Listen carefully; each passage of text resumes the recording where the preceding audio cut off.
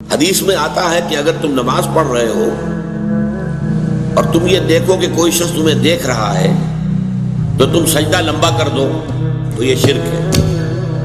پہلے تمہارا سجدہ فرض کیجئے 10 سیکنڈ کا تھا، جب تم نے دیکھا کہ کوئی تمہیں دیکھ رہا ہے اب آپ نے 5 سیکنڈ کا اضافہ کر دیا، 15 سیکنڈ کا سجدہ کیا۔ یہ 5 سیکنڈ کس کو سجدہ کیا آپ نے؟ یہ اللہ کے لیے نہیں ہے، یہ اس شخص کو دکھانے کے لیے، یہ شرک خفی ہے۔